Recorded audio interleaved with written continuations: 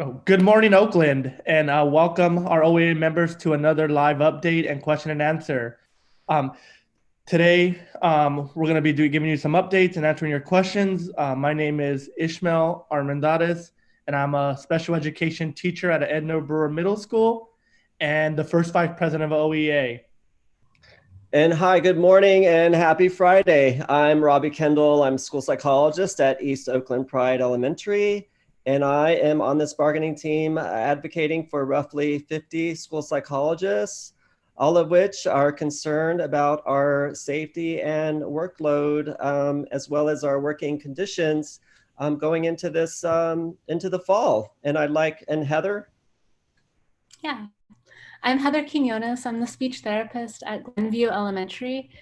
One of my big passions and love, I'm so grateful to be on this bargaining team and to be able to support and to speak for the SLPs that work for Oakland Unified. There's so many of us and we are so happy to be at the table. Robbie, Ish, and I are also here today to give you an update on the language we're developing in our MOU around special education and student supports and answer some of your questions. Today's live stream will follow a similar format as we have in the past. We'll give you a quick update and answer some of the questions coming out of the chat. As we receive your questions, we'll do our best to answer them. If we don't get to your questions, we'll get to them at a later live stream. If we aren't able, passing it to Robbie to give us an update on yesterday's bargaining. Thanks, Ish. Well, yesterday was another long day of bargaining. We returned back to review and discuss another counter proposal from the district around safety. We did see a small change to postpone the start date while we continue to iron out significant concerns about the district's return to school plan. There was also mention of Governor Newsom's statement coming out later today that could potentially change our course and provide more direction from the state level. Heather, what do you think? How about you? Yeah, those are great update. Thank you so much, Robbie. I'm really looking forward to what Gavin Newsom is about to announce today, because yeah, like you said, it could change the course of our negotiations, or it could add some pressure, pushing the district more close to our side.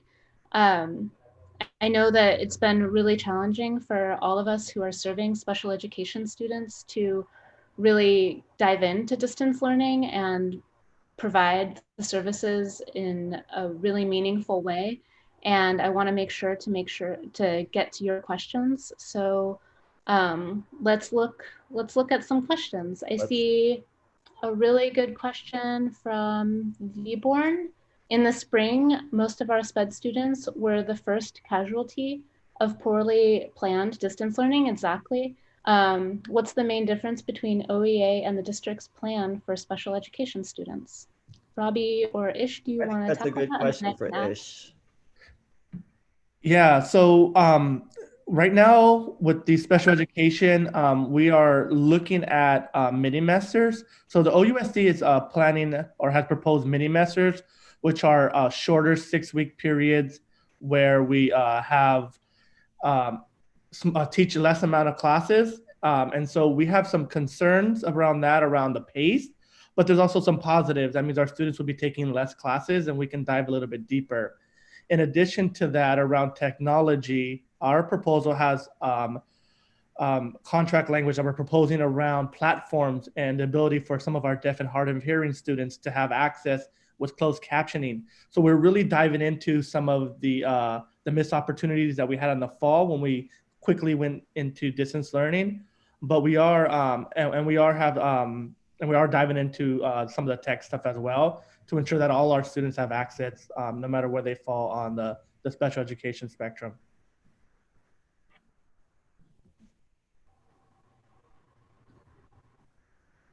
Okay, I'll jump in. I see a couple of questions specific to mention of the possibility of the district's contracting out special ed services if we don't return, and that's from Sonia and a couple other people.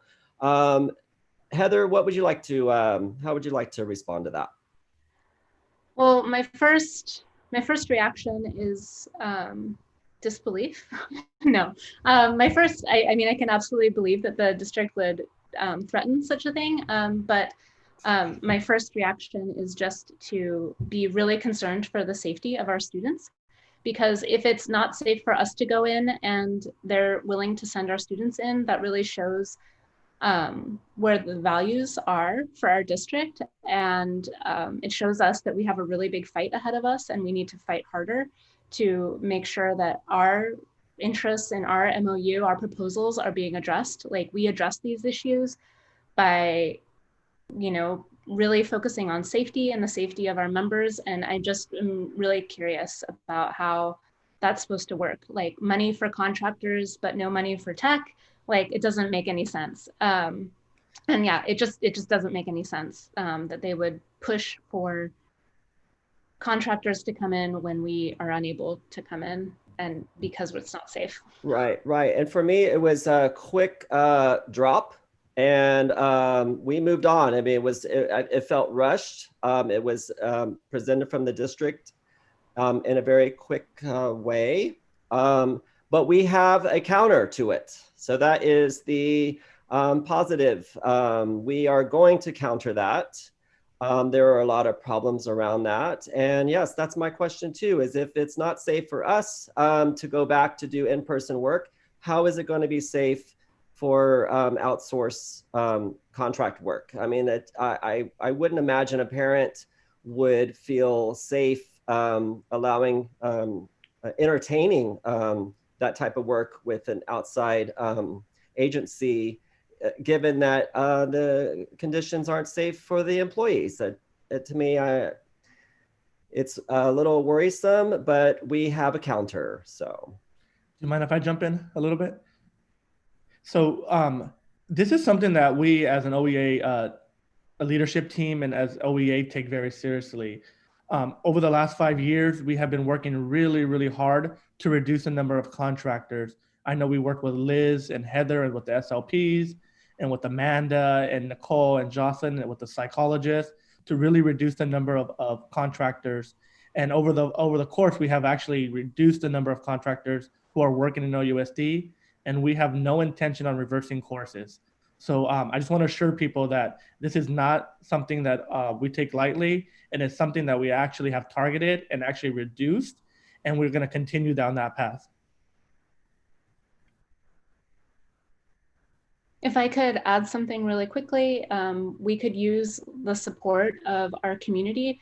We can advocate for our community members to go to the education board meetings and ask them why they're willing to fund contractors but not our students, and keep that in perspective, that a contractor does cost a lot of money, and all of that money could be, as we see, better allocated to our students, and that's our main goal. So I really encourage everybody to look into how much we spend on contractors and ask them why. Right, and sorry, Heather, I didn't mean to cut you off there. But we also, another problem to it is that outside agencies are not part of our school community, and not part of the, are not really invested in the school communities and families that our employees are. So that's another, there's just a lot of problems around it. Just real quick, I just wanted to make mention that we have our wonderful bargaining team member, Natasha. She is live in the chat. So should you have any questions specific to nurses, our wonderful nurses, she will be there to respond in live chat. Let's go on to the next question. Separate, let's see, this one's for Ish, how about that? Let's see. Something COVID leave, would COVID leave apply if one of your students tests? Oh, would COVID leave apply if one of your students tests positive? Yeah, so let me try to, so one of the questions is, about about leave and about if one of our student tests positive for leave, COVID, how would that affect our leave? We are currently bargaining that. We haven't got to that on the bargaining table yet. We do have some proposals around similar language, but what we have seen from the district proposal has to do with state law, and some of what the state law has around that is an extended leave for us around COVID-related incidents. So we can provide a written update to really dive into the state law. But right now, what the district has proposed is around some of the changes to state law. And then our proposal has a little bit more meat on that around it not coming out of your sick leave and stuff like that. So we haven't really bargained that, but that's kind of where our positions are right now.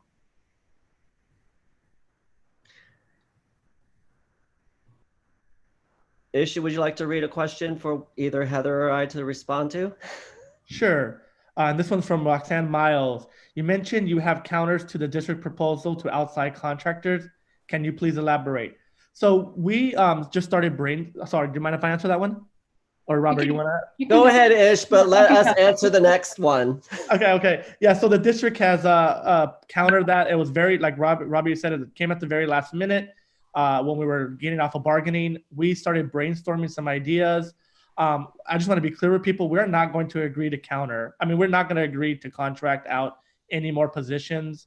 Like I said, we've been having a downward trajectory, but we have some counters around continuing that trajectory and putting a timeline where we can start to actually get snuff them all out, and that we have a full OEA and OUSD employees. So our counter will look somewhere around that. All right, you want me to answer a question? Can I jump in? Yeah, go ahead. I just want to add to that last question about like some of the plans that we have that OEA has is just in part of our MOU, we have a lot of pathway programs that are incorporated to try and get people who already work for the district to be applying for more jobs in special ed. And that could address some of that shortage. Instead of going to an outside contractor, we could work from within and get more OUSD employees hired. Go ahead, Robbie. Okay, well, I'd like to ask and address this question from Ashley DeMello. Hi, Ashley. Could you please clarify why special education teachers and assessors will have to go into work at phase 1 while general education teachers don't go in until later phases when it is safer? A significant concern, Ashley. This is not by any means our proposal. The district is definitely pushing for this backlog of testing that has been piling up that needs to be done. And we examiners, especially psychologists and speech therapists and nurses, are saying we need safety. We need dedicated workspace in order to proceed with this. So if this is the district proposals to do that, that is clearly not ours. We are pushing safety not only for ourselves, but our students. Heather, would you like to ask the next question for yourself to answer? Sure, let me find one. This is a great question from VBorn28. As SPED teachers and support team to our students, do you feel confident that you can provide quality services to our students? Do you have any personal concerns about what you'll be able to do? Honestly, I think that it really is going to vary depending on service provider. And part of that is because the district hasn't provided uniform platforms for all of us to access and all of us to have the appropriate technology to access them appropriately. So I think it's really going to vary depending on service provider, but speaking for myself, absolutely. If we keep on pushing for the appropriate platform, the appropriate training, and the appropriate ways to engage our families so that they also feel supported. I mean, the biggest part for me was that I was unable to provide services because I was providing tech services. And I was teaching people and dropping books off left and right. And that took away from my whole therapy time.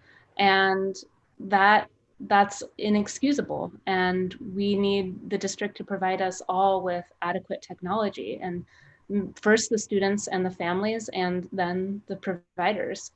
Does that make sense? Does that answer your question? Yeah. Do you have anything to add, Robbie? I don't. There are so many questions for us to answer in such a limited amount of time.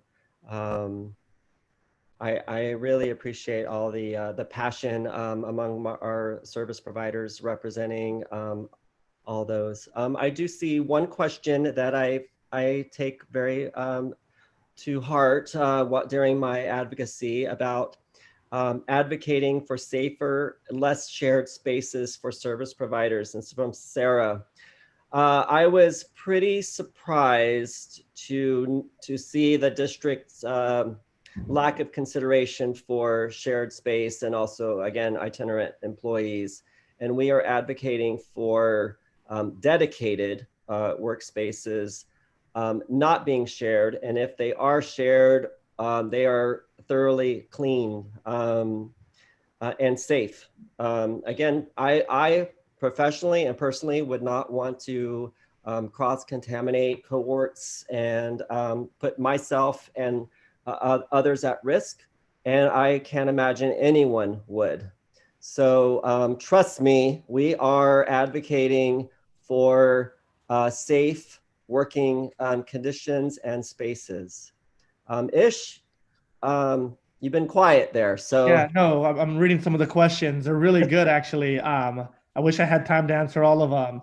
I do want to. There's a question from a parent, Ellen. How you doing, man, out there? He asked about the contracting and the CAC. So we would for sure before we agree to anything like that. I know on our part we would connect with the CAC and consult with y'all. But yes, the district did make a proposal at the last 5 minutes of bargaining, and they just kind of threw it up there. We were kind of shocked, didn't really have time to answer questions or ask questions, but they did put a proposal around contracting out. And before we would move on with any kind of agreement around that, we would consult the CAC. Go ahead, Heather. But just real quick, So for those parents out there, you can go ahead right away, start advocating for staff employees, because again, if the conditions are not, the safety needs for employees are not met, having trust in a outside provider coming in to take on that work, I would be very worried. Heather, I'm sorry. Yeah, I would be worried. I would be worried for the safety of my child, because they're essentially saying it's not safe for you, but it's safe for your kid, which can't be right. Like, it just can't be right, and we need to really work on that. And just a lot of problems. So many problems with that. Do you want me to ask another question, or am I answering a question? Ask me a question, Heather. Oh, well, I see this one question for, yeah, I'll find a question for you. Perfect. Building on Ashley's question, is it true that only SPED teachers will go back in phase 1? I was under the impression that all staff would be back in phase 1. Again, that's the phase 1 that was the district language, and it's not our language. So does anyone have anything to add to that? Yeah. Let me add to that. So what the district proposed, and I want to be clear, this is what the district proposed, is that there's a phase-in approach, and we haven't really had deep conversations about that yet, because we're still on the criteria 1 and 2 and bargaining safety. But under OUSD's plan, what it would be is that it would be smaller cohorts of kids. So it would be particularly our counseling and rich and ICE mental health classes, and our mod severe, and that's under their proposal in SPED of who would return first. So I know actually RSP teachers wouldn't be part of that first cohort under the OUSD plan, but it will be under their plan, our mod severe and our counseling and rich and mental health classes. I hope that clarifies. Just doing a time check, we do have 10 more minutes to take questions. I'll continue. Ashley is building on some of this maintaining safety when pulling students for small group learning from different classes and then sending them back. And this is a significant ongoing concern that we have. We are trying to understand the district's proposals to how they are going to maintain and prevent any infection, basically. Heather, how would you like to respond to this? I know this is this is near and dear to every SLP's heart because most SLPs are at multiple sites. Also, many itinerant teachers like the VI and OMM and DHH go to serve the entire district, and they'll be going to multiple sites, sometimes like 6 to 8 sites per day. And that really brings up the question of their safety and the safety of our students. If they're pulling one kid from one site and then they're going to another site and pulling 3 kids from that site in different cohorts, it just doesn't make any sense. And we're trying to look into ways to make sure that when we do go back, the safety of those itinerants is paramount. And by limiting the amount of sites they can go to a day, the amount of sites and cohorts, I should say, or classrooms, because even sometimes if you're just at one school, you're being asked to go to every classroom in the school. And the more we can get in terms of emphasis on safety and protecting those students and limits put on how many classrooms and cohorts we interact with, the better.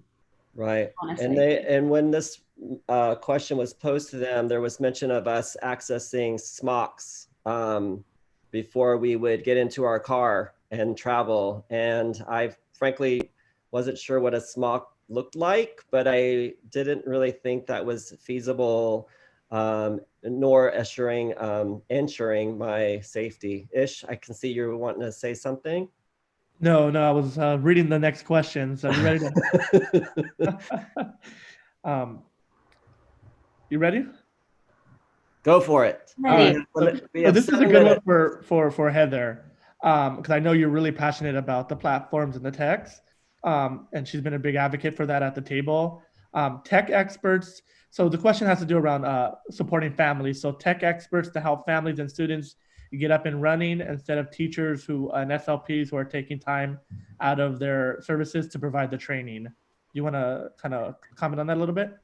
Yeah, exactly. Like that's one of the problems that had been happening, is that we were by default the tech the tech people to help the families, and what we're really proposing is that the district be more responsible and more holistic in their approach to serving their community.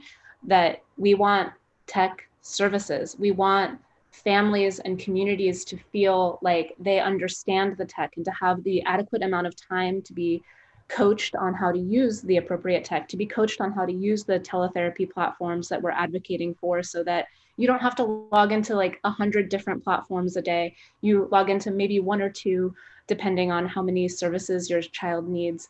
And we really want to streamline this process for families, because you already are home working and you have kids with special needs that require even more support. And we're really advocating for the district to supply that support in the form of tech services, adequate tech, and funding. And that's part of our common good goals too, is just universal internet, making sure that the access piece is addressed first, because without it, we can't serve our students, and we need to.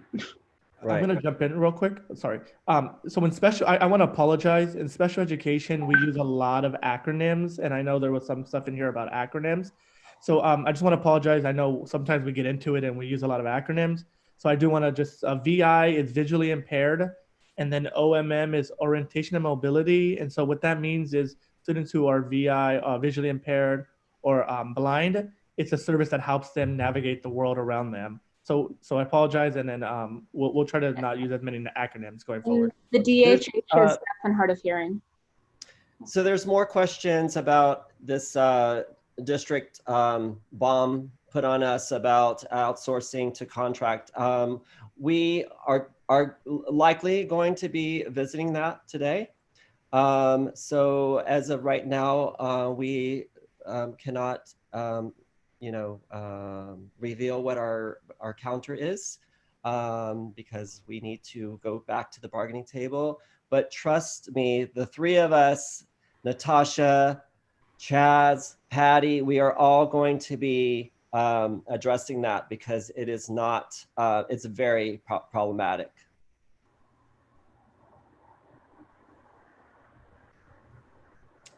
Anyone else would like to say something? We have four more minutes. We have a little bit more questions, and one question that just popped up that I think is good to think about is from Christopher Mark Bautista. Are there any actions in the pipeline that rank and file will be expected to participate in? Is there a possibility of a safety strike if our demands aren't met? And I think that that's always a possibility. That's always our right. And I don't want to alarm anybody and say that things aren't going well. Things are going well, and we are fighting our butts off for you guys, and we're trying really hard to make sure that it doesn't get to that. But I think that organizing might be a good idea. Right. And there was a question earlier about what the district agrees on in regards to criteria 1 and 2. From what I see, they agree that safety is a priority. That's pretty much what I get from them. There's a lot of discussion around safety and testing and establishing safe working environments to protect employees, children, families, and our communities. And then we only have 2 minutes left, and the last question that I see here from from Katie Toms, and that's, what's the timeline going forward with bargaining? And we are going to continue to bargain until we come to an agreement. And I hope it won't be too long, because there are a lot of things at stake and a lot of people expected to start work soon. And the sooner we can get to an agreement, the better chances we have to plan accordingly and lay the right groundwork. Ish, do you have anything to add? I know you know a lot more about the timing of bargaining. The only thing I'll add is that, the district has moved a little bit on the time period for which we do distance learning. So right now, at the very minimum, we'll be at a 4 to 5 week of distance learning. And I hope that helps calm people down a little bit, so that, like, we will start with distance learning. It's the other parts around the criteria where we're still having some discussion around. So bargaining will go in today. We'll continue to bargain safety. We're hoping we can get a big breakthrough today around that. If not, we'll be back on the table bargaining safety until we get what we need for our members and our community. All right, I'd like to close us out, because we do need to get back to that bargaining table. We, on behalf of the bargaining team, we appreciate you for tuning in. We do have live updates every day, so please return to that. Keep up the advocacy for your membership, as well as fighting for the safety of employees, children, families, and our school communities. Yeah, thank you. Thank you, everybody, for your questions. Really valuable, and I hope that we were able to answer some of them.